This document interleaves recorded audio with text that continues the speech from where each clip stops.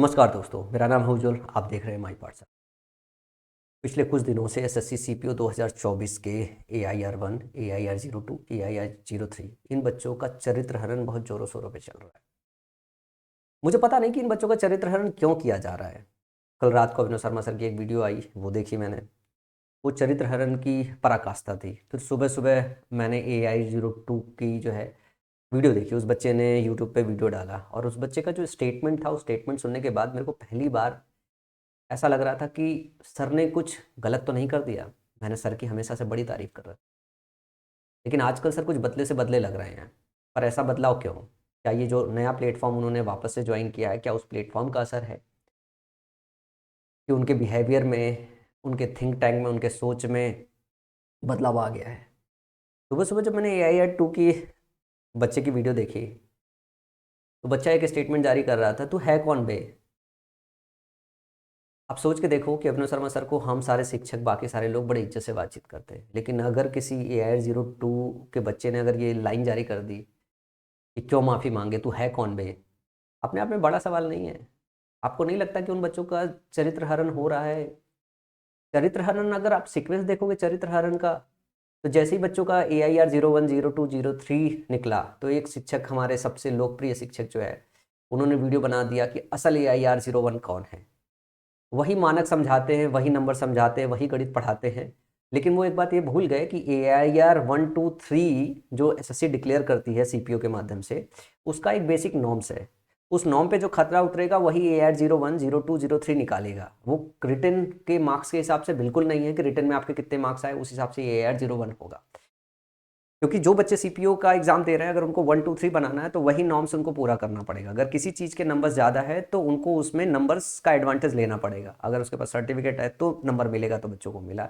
तो उन्होंने ये जताने की कोशिश की है कि भाई सामने वाला प्लेटफॉर्म जो क्लेम कर रहा है कि AIR 1, 2, 3 उसका है, एक्चुअली AIR उसने नहीं निकाला, हमने निकाला है। क्योंकि बाद वाला रैंक जिसके मार्क्स ज़्यादा हैं रिटर्न एग्जाम में, वो AIR 1 एक्चुअल बना। उनको दिक्कत इस बात थी कि जो मार्केटिंग और ब्रांडिंग है, जो पोजीशनिंग है उनकी, वो उनका कोई छीन ना ले। इस वजह से उन्होंने ये काम किया। ये काम करते वक्त, ये वीडियो बनाते वक्त वो क्या बता रहे थे कि ये 3 के 3 बच्चे जिन्होंने 1, 2, 3 मेहनत करके यहाँ तक पहुंचे हुए हैं, वो इनएफिशिएंट है। जो दूसरा बंदा इनके पीछे रह गया वो ज़्यादा एफिशिएंट है, क्योंकि वो उनके प्लेटफॉर्म से पड़ा हुआ है। उस चरित्र हरण को एक बार बर्दाश्त किया जा सकता है कि चलो ठीक है, बर्दाश्त हो सकता है। उसके बाद कंटिन्यूअसली चलना चालू हुआ कि AIR 1, 2, 3 खरीदा गया है, खरीदा गया, खरीदा गया है, अलग अलग शिक्षक खरीदा गया है। मेरा मानना है कि इस बात पे क्रिटिसिज्म बन रही थी कि AIR 1, 2, 3 में मैथ्स के मास्टर ज़्यादा क्रेडिट लूट रहे हैं, जबकि इंग्लिश के शिक्षक नहीं क्रेडिट लूट रहे हैं। मैथ का वेटेज 50 नंबर का है, 50 नंबर में AIR 1 तो कभी भी कोई शिक्षक नहीं दिला पाएगा। तो इस पे क्रिटिसिज्म बनती है। तो जितनी क्रिटिसिज्म इस बात को लेके हो रही थी कि मैथ का मास्टर इस बात का क्रेडिट क्यों लूट रहा है, वो क्रिटिसिज्म बन रही थी। अब कल रात को 9 बजे शर्मा सर ने वीडियो बना दी। अभिनव शर्मा सर ने वीडियो में तीनों बच्चों के अकाउंट्स में 1,11,111 रुपये क्रेडिट होने का सबूत दे दिया। ये वीडियो है, मैं उसका स्क्रीनशॉट लेके आया हूँ। मैं बोल रहा हूँ मेरे को डर थोड़ा लग रहा है, मैं सर का फोटो लेके आया हूँ, बड़ी इज्जत करता हूँ, बड़ी तारीफ कर रखी है। पर सर मेरे को कुछ बदले बदले से दिख रहे हैं। एक तो मुझे ये जो नंबर है, इसको देख के पता क्या लगता है कि जब भी हम किसी को खरीदते हैं तो हम कभी भी 1,11,111 नहीं देते। हम प्राइस सेट करते हैं कि 5 लाख, नहीं मतलब ये मैं इंटरनल सिस्टम का हिस्सा हूँ, मेरे को पता है कैसे चलता है। 5 लाख, 10 लाख, 25 लाख। और जब उन्हें टोकन अमाउंट भी दिया जाता है एडवांस, जैसा कि सर ने क्लेम किया, वो दिया जाता है 1 लाख। कभी भी 1,11,111 नहीं दिया जाता है। अब सामने वाली पार्टी, उनका कहना है, इतनी चालाक हो सकती है कि वो इस चीज से बच निकलने के लिए उन्होंने जानबूझ के 1,11,111 रुपए दिया है। मतलब इतना प्लानिंग के तहत ये दिया गया है, सर का कहना उस हिसाब से तो यही है। और बोल रहे हैं कि सर बाकी बच्चे और शिक्षक आगे माफी मांगे नहीं, कोर्ट में केस कर देंगे। मैं बस सर से ये कहना चाहता हूँ कि सर मान लो ये बात गलत हो और ये शिक्षक ने या उस प्लेटफॉर्म ने मोहब्बत में बच्चों को एज ए प्राइज मनी दे दिया हो। प्राइज मनी में हम कुछ सामान खरीद के दे देते हैं, प्राइज मनी में बच्चों को सामान ना चाहिए हो और लगे कि वो अपनी मर्जी से कुछ भी खरीद लेंगे, तो हम उनको फाइनेंस भी गिफ्ट कर देते हैं। 1,11,111 दान या प्राइज मनी, ये सब कुछ दिया जा सकता है। ये हो सकता है। और मान लो अगर वाकई में वो AIR 1, 2, 3 खरीदे गए हैं, तो आपको तो पता है कि आपको लीगल फाइट सबसे ज़्यादा लड़ने आता है। तो आप लीगल पहले फाइट लड़ लेते, कोर्ट में केस फाइल कर देते, जीत जाते, जीतने के बाद फिर आके हंगामा काटते सब, तो ज़्यादा अच्छा होता है। मान लो इन बच्चों ने अगर पैसा नहीं खाया है, उन्हें गिफ्ट के फॉर्म में दिया गया, तो इन बच्चों का तो आपने फिर चीरहरण कर दिया। प्लेटफॉर्म का चीर हरण कर तो कोई बात नहीं यार, लेकिन बच्चे जो इतनी मेहनत से पूरे कई साल तक मेहनत करके 1 2 3 निकाला, उन बच्चों का चीर हरण हो गया। तो जो उनका चीर हरण हो गया, तो AI02 ने वीडियो जारी किया हुआ है कि तू है कौन बे, क्यों माफी मांगू मैं, पढ़ा हूं मैं, तुम्हें क्या दिक्कत है, ये सारे सवाल बनने लगेंगे। तो अननेसेसरली बच्चों का चरित्र हरण, मैं बच्चों को हूँ, मेरे को बड़ा बुरा लगता है, क्योंकि मैं मानना है सारे ग्रेजुएट है, बीटेक वाले, BSc वाले हैं, BCom वाले हैं। मैं अगर अपनी उम्र का ध्यान दूँ, अगर मैं जब बीटेक में था, इंजीनियरिंग कॉलेज में था, तो बहुत आरामी था। और इस एज में जब आप 20 से लेके 25 26 की उम्र में होते हो, तो छोटे भी आपसे बेवकूफ़ होते हैं, बड़े भी आपसे बेवकूफ़ होते हैं, आपसे ज़्यादा समझदार कोई नहीं होता। तो आपको बच्चे कहना थोड़ा अजीब सा लगेगा मुझे, और ये शब्द मैं वापस लेता हूँ, बच्चों का कहना। इन सारे स्टूडेंट, जो ग्रेजुएट स्टूडेंट जिन्होंने रैंक निकाला है, इनका चरित्र हरण बिल्कुल ठीक नहीं है। और मैं चाहता हूं कि सारे के सारे शिक्षक जो इंटरनेट पे हैं, कृपया सर के समर्थन में वीडियो तो ना ही बनाएं इस बात को लेके। सर देखो, मैं सही बात बताऊं, मैंने बड़ी आपकी तारीफ कर रखी, लेकिन यहाँ मुझे कहीं थोड़े बदले बदले से दिख रहे हो। मुझे लगता है कि हम सारे शिक्षक बच्चों को एक बात समझाते हैं कि जो रिजल्ट होता है, जो आउटकम है, वो आपका डिसिप्लिन है और हार्डवर्क है। हार्डवर्क अगर डिसिप्लिन के साथ करोगे तो आउटकम आ जाएगा। दूसरे प्लेटफॉर्म पे जो भी शिक्षक है, पिछले 5 6 सालों में अगर सही मायने में देखो, तो बहुत डिसिप्लिन्ड वे से उन्होंने कंटेंट की डिलीवरी की है। आप ये सोचो कि अगर आपसे उनको फाइट करनी है, और कंटेंट के दम पे फाइट करनी है, जो ये कहना कि उनके पास कंटेंट ही नहीं है 1 2 3 निकाल सके। अरे है सर दम यार, अपन भी है, मैथ्स बैकग्राउंड के हैं, ठीक ठाक पता है, दम है। जो आप पढ़ाते वही वो भी पढ़ा रहे हैं, वही तीसरा शिक्षक भी पढ़ा रहा है, वही चौथा शिक्षक भी पढ़ा रहा है, मैं पढ़ाने आऊँगा, मैं भी मैथ्स वही मेथड से, वही शॉर्टकट से, वही डेटा से वही पढ़ा लूंगा। मैं ही नहीं, कोई नॉर्मल बीटेक वाला लड़का आएगा, उसको भी छांट के पढ़ाने आएगा। ये जो SSC CGL की मैथ्स है, इतनी बड़ी बात नहीं है। और आज के समय में जो वेटेज है, और जो मैथ्स की औकात आ रही है, वो नेग्लिजिबल आ रही है। कोई ऐसा मैथ का औकात नहीं कि बहुत बड़ी बात है, ना ही IIT का एग्जाम है, ना ही UPSC का एग्जाम है, सिविल सर्विसेज का एग्जाम है कि कंटेंट इतनी बड़ी बात हो गई है। यहाँ पे ये जो कंटेंट है, सिर्फ प्रैक्टिस की वजह से सॉल्व हो जाता है।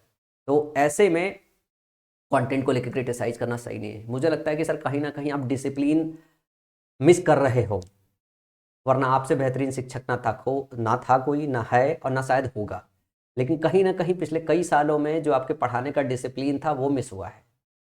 बहुत सारे बच्चों ने कोर्सेज बाई किया होगा, आप वापस जाके घूम के देखो, जो कोर्सेज बच्चों ने बाई किया, क्या आपने डिसिप्लिन स्ट्रक्चर में उन क्लासेस को बनाया है, जिससे वो वापस जाके अपने दोस्तों को, भाइयों को और बाकी लोगों को रिकमेंड करें।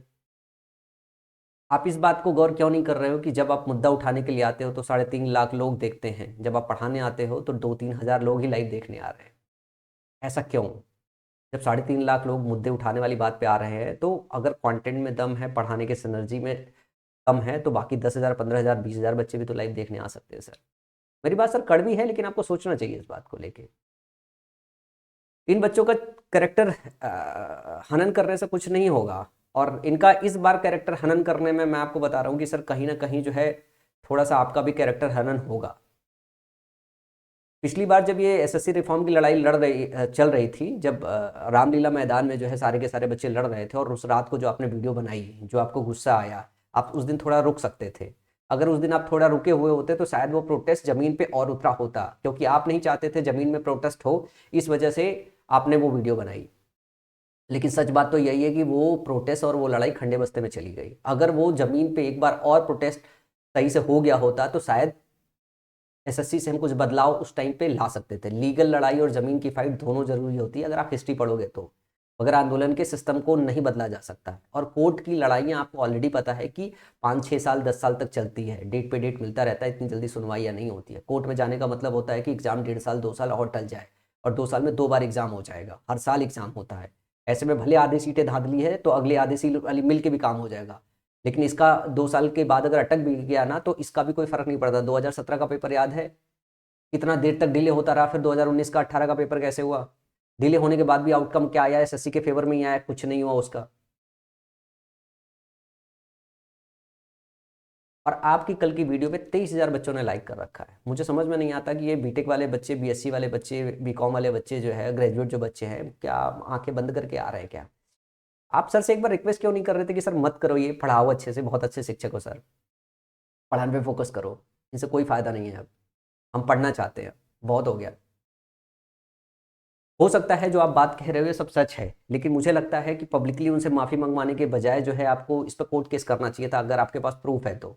पब्लिकली ये काम नहीं करना चाहिए था आपको। चरित्र हरण हो रहा है बच्चों का, और बच्चों का ऐसे सारे सिस्टम से, सबसे, सारे शिक्षकों से भरोसा उठ जाएगा। इस बार तो सारे के सारे बच्चे आए हैं अपने शिक्षकों से मिलने के लिए, मिठाई खाने के लिए, इंटरव्यू करने के लिए। अगली बार ना बच्चा AIR 1 2 3 4 5 6 8 9 10 ये सारा का सारा जो बच्चा है ना, किसी शिक्षक से बात करने से कतराएगा। जिस शिक्षक से पढ़ा है उससे भी बात करने से कतराएगा। मिलने नहीं जाएगा कि उसके चरित्र का कब हनन कर दिया जाएगा। ले लिए होंगे पैसे थोड़े, क्या ही फर्क पड़ता है यार, उन्होंने बड़ी मेहनत की है, क्या ही फर्क पड़ता है सर। आप सोचिए इस विषय में कि इस तरीके का पब्लिक वीडियो करना क्या ठीक है? क्या जो हम लोगों ने पिछले 7-8 सालों में, आप भी उसी एरा के इंसान हैं, आपने भी बहुत मेहनत की है, बहुत आपका जो है पार्टिसिपेशन है इस शिक्षा जगत में जो है।